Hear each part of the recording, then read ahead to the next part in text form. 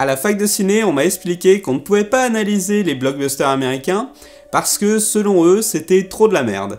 Ah, voyons ça.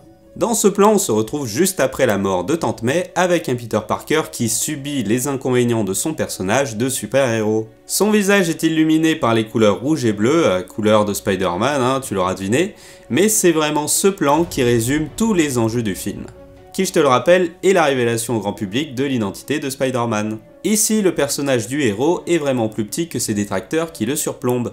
On a une inversion de rôle puisque Spider-Man a toujours été celui qui voit le monde d'en haut. Il est également écrasé par les buildings qui l'entourent alors que c'est censé être son terrain de jeu habituel. On n'est pas tout en haut des buildings avec Spider-Man, ni tout en bas avec Peter Parker. Dans l'imaginaire collectif, les buildings représentent l'ascension sociale que Spider-Man a acquis presque instantanément.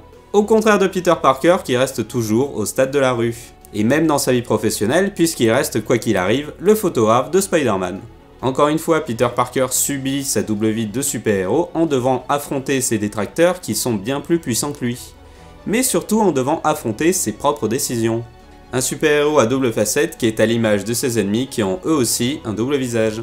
Cet entre-deux a toujours été un lieu qu'utilise Spider-Man pour s'isoler, mais ici il y a cet écran géant pour bien montrer qu'il n'a plus aucun endroit où se cacher. L'isolation du personnage est évidente avec cette ville plongée dans la nuit qui semble dangereuse à l'image de Gotham City. Et oui, je sais, le Spider-Man de Tom Holland, c'est ce lieu-là, son lieu de refuge, mais dans l'imaginaire collectif et même plus tard, le lieu de refuge des Spider-Man, ce sera les buildings. De toute manière, c'est son terrain de jeu habituel à Spider-Man. Et là, on voit bien dans ce plan que son terrain de jeu n'est plus du tout accueillant pour lui. Durant le film, nous voyons l'ascension de son principal détracteur, J. Jonah Jameson, qui commence seul dans un sous-sol avec du matériel vétuste, et finit dans un studio télé. Dans ce plan, il est maintenant dans un écran géant, il n'y a que sa voix qui résonne dans la ville, comme s'il était la seule voix et la seule opinion de ses habitants.